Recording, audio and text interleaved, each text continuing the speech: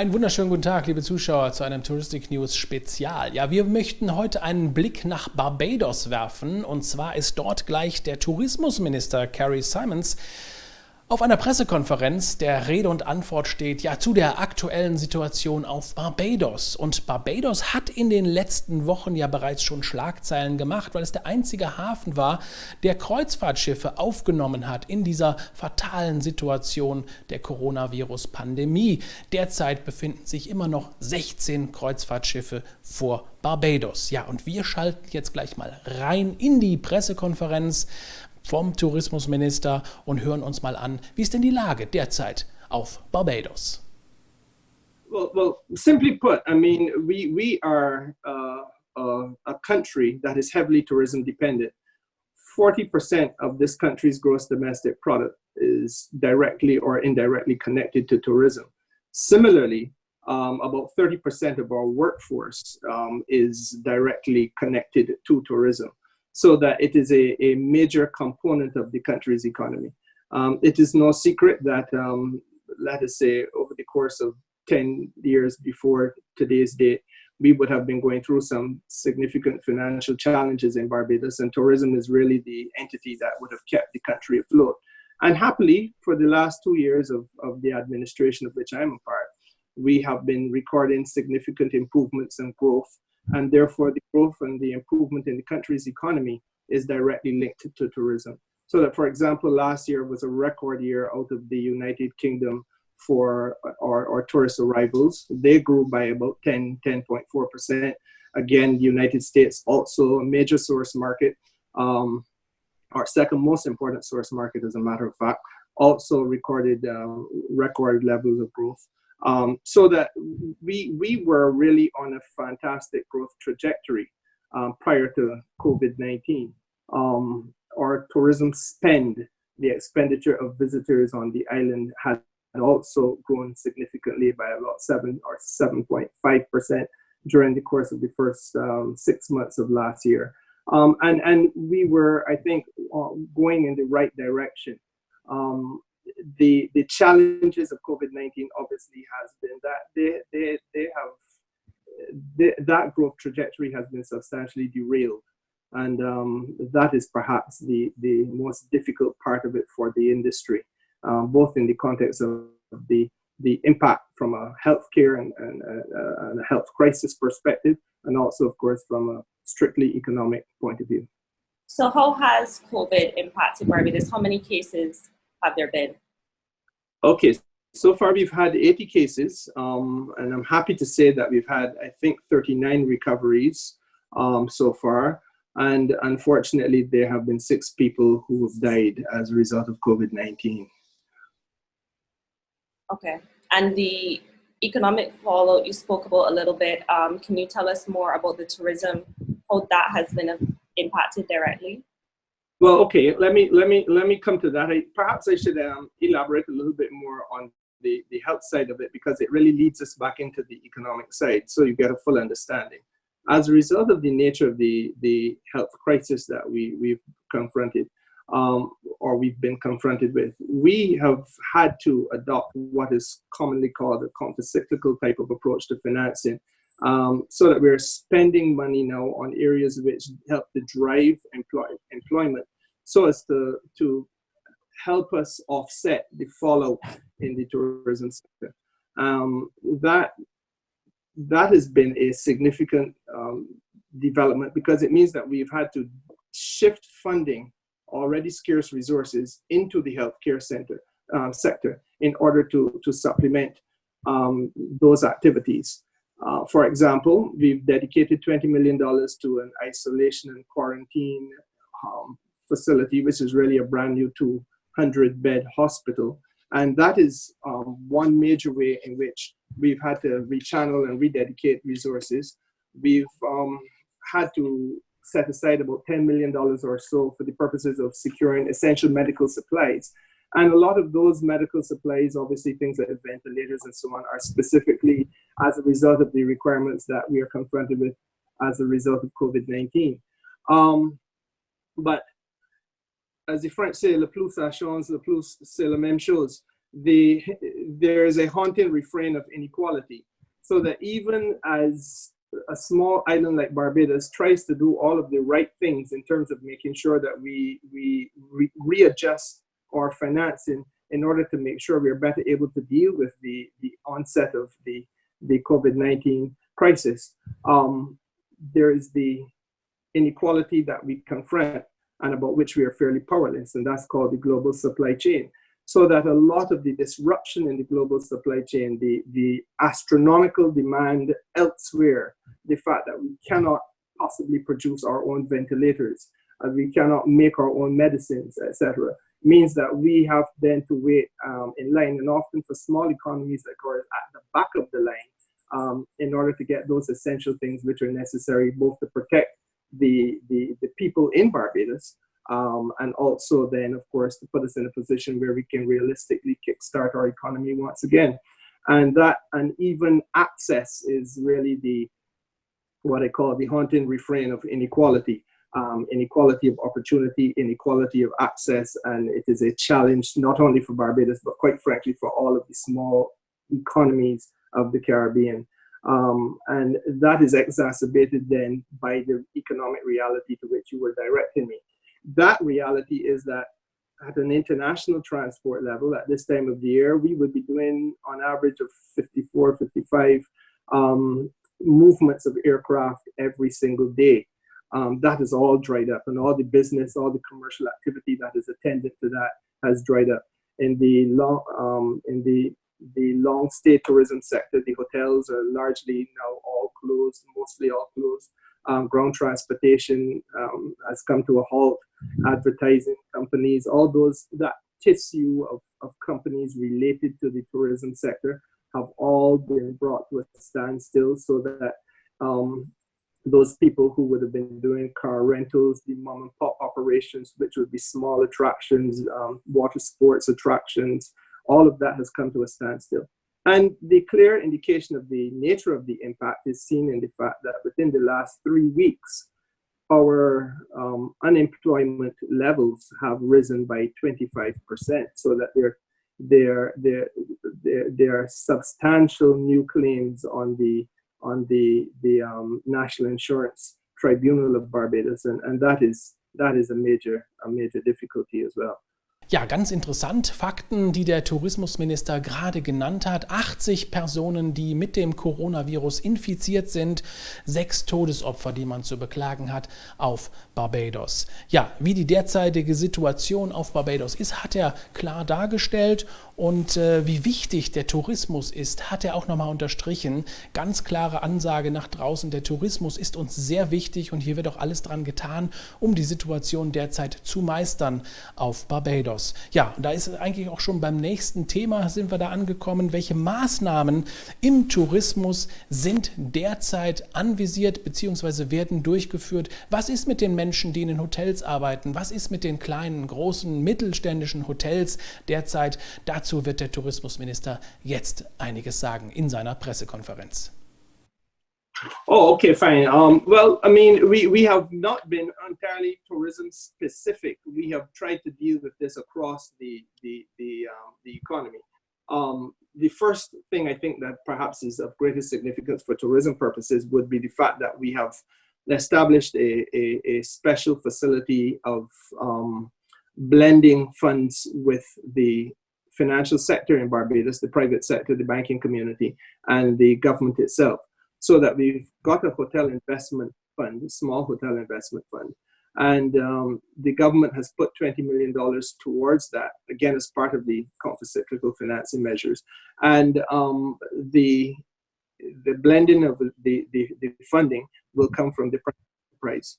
That is intended to make sure that we put our smaller hotels, especially, because those are the ones with the most slender profit margins. Those are the ones which are quite frankly in danger of going under. And it puts them in a position where they can do some refurbishment during this downtime. They can put themselves in a position where they can bounce back as being a little bit more competitive, more attractive than they were before COVID. Similarly, with regard to hotel workers, one of the things that we have been able to do is to begin a process now of training our hotel workers. That a special task force has been created for the recovery of the sector, and one of the principal points of departure for that task force business has been identifying ways in which we can retrain and retool all of the workers across the industry, and to roll out that platform from the 1st of May. So we're well advanced in the preparations of that. There are, of course, other programs like the forbearance program, which really allows people at a household level and also at a level of the firms and businesses to have some forbearance in terms of their debt relief. People have loans, obviously fixed obligations continue even though the businesses are not making any money. And therefore, we've given people 3 months in some instances, 6 months in others, in terms of a window of opportunity for them to defer payments on loans and pretty much just to find their feet again while we try to get the industry to reopen.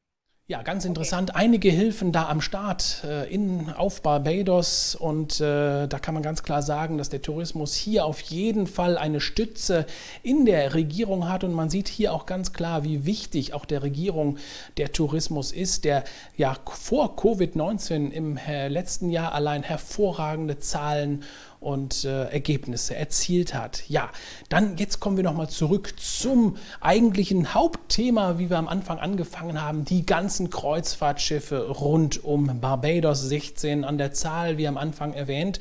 Und da wird der Tourismusminister jetzt auch nochmal einiges zu sagen. Und da gab es einige emotionale Momente in den letzten Tagen vor Barbados. Yeah, for us, the home port in business is very critical. We are the only Eastern Caribbean country that does that. And as you would appreciate, therefore, we had to take a very stout and a robust position with regard to the cruise sector. When other countries were viewing what was transpiring in the early days on board cruise ships with a certain degree of horror, and in some instances, refusing access by the cruise ships to their shores, Barbados took a conscious and deliberate decision that we would not do that, and that we would treat to the cruise sector as partners should treat to each other. And therefore, we facilitated cruise ships, some of which were not even on our itinerary, a safe harbor, allowed their passengers and their crew to be repatriated. And quite frankly, even at this point, after the shutdown was announced, we still have about 16 or so ships off of our coast, which are still here, and their crew, in some instances, are still on board as they await further word as to what happens with them. But that is the spirit of partnership within which we have tried to operate.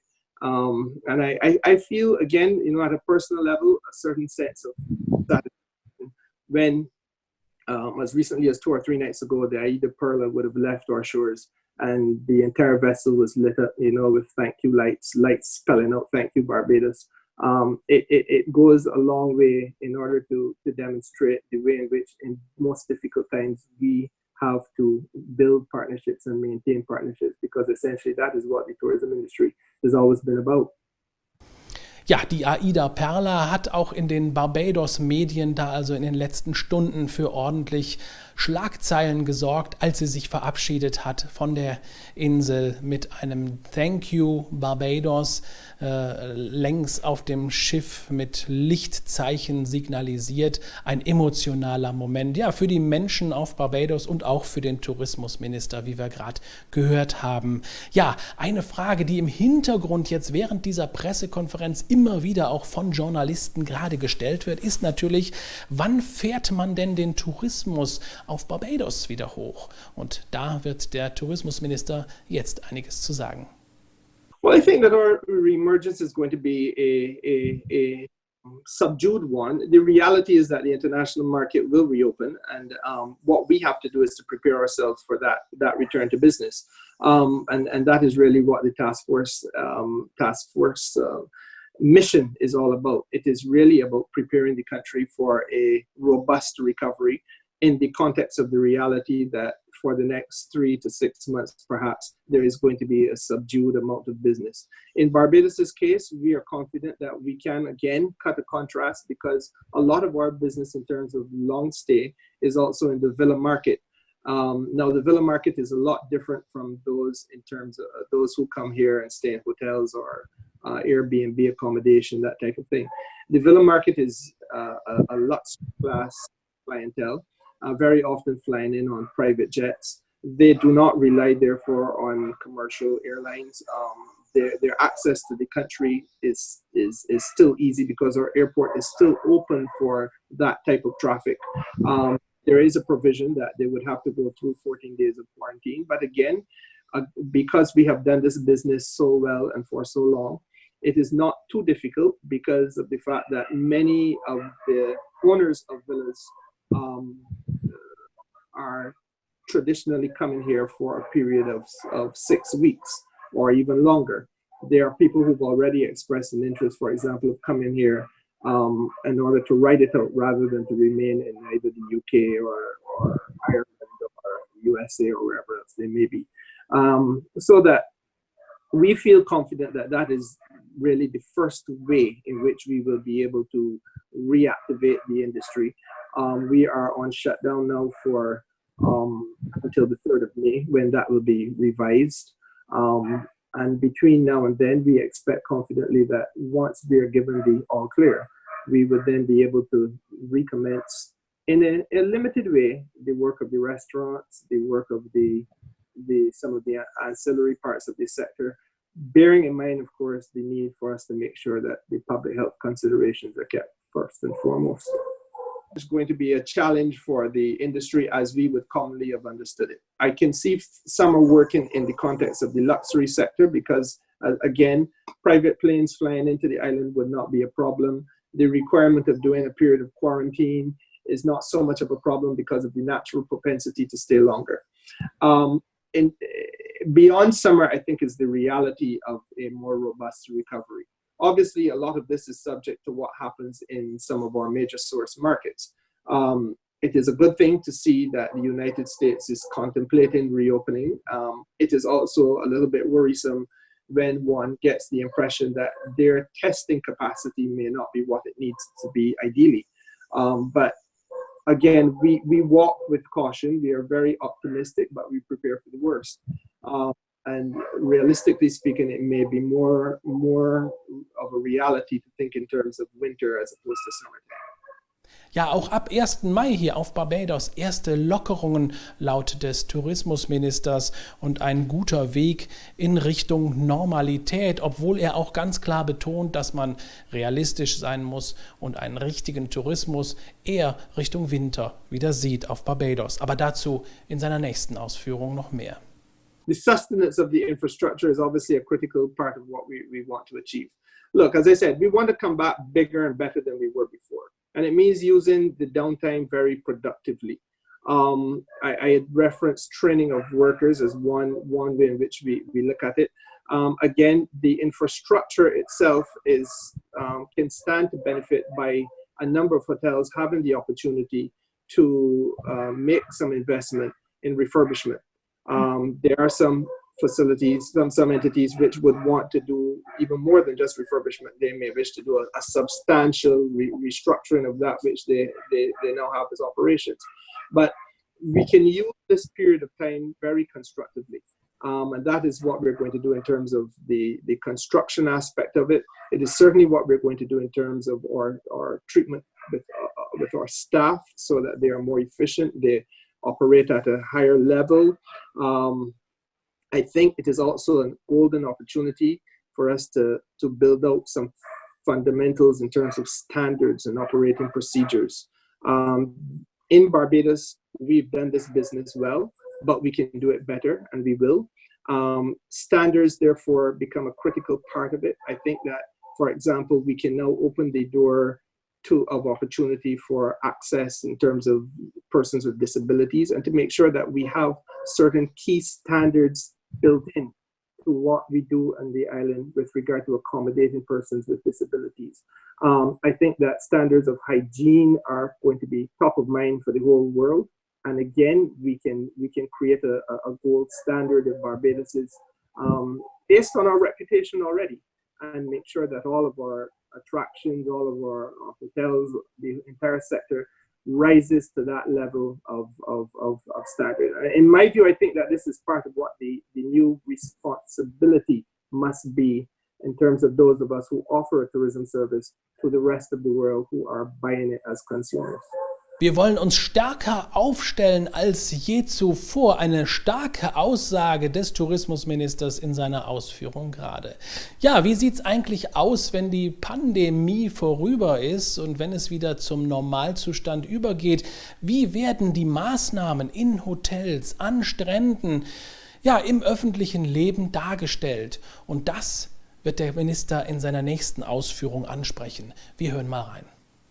No, I think there will have to be protocols. I mean, the social distancing inherent in the COVID-19 scenario requires us to rethink a number of things that we do. And frankly, some of the most basic things that we've taken for granted, for example, a line in front of a buffet table may have to be, rethought a little bit. But again, I think it is an opportunity for us to increase the quality of our service delivery. Let us start with the airline industry. As recently as yesterday, JetBlue, one of our major partners, announced that their cabin crew and all of the passengers will be wearing masks.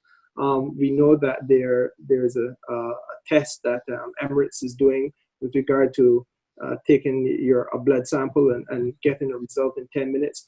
We have to find a way, and I think we will probably do so at a regional level, of making sure that we can, again, overcome the inequality of access to some of these tests, because there are a number of tests available, they're various quality, but again, accessing the kits and so on becomes a challenge for our small islands on their own.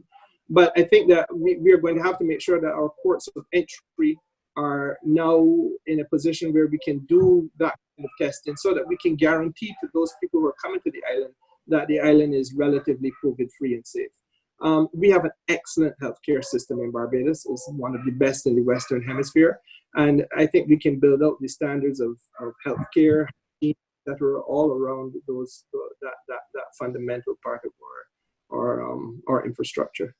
Und eins ist klar, ja, man will stärker zurückkommen als je zuvor, wobei Barbados an sich schon mit hervorragenden Zahlen in den letzten Jahren geglänzt hat, was den Tourismus angeht. Ja, und damit gebe ich auch schon wieder zurück an Sie, liebe Zuschauer. Ich habe mich gefreut, dass Sie beigewohnt haben bei dieser Pressekonferenz, um zu erfahren, wie es eigentlich auf Barbados weitergeht und wie es derzeit dort aussieht. In diesem Sinne, ich wünsche Ihnen noch einen wunderschönen Nachmittag. Ja, und ich hoffe, ich sehe Sie wieder in einer unserer nächsten Reisesprechstunden oder in einer unserer nächsten Touristic News Spezial.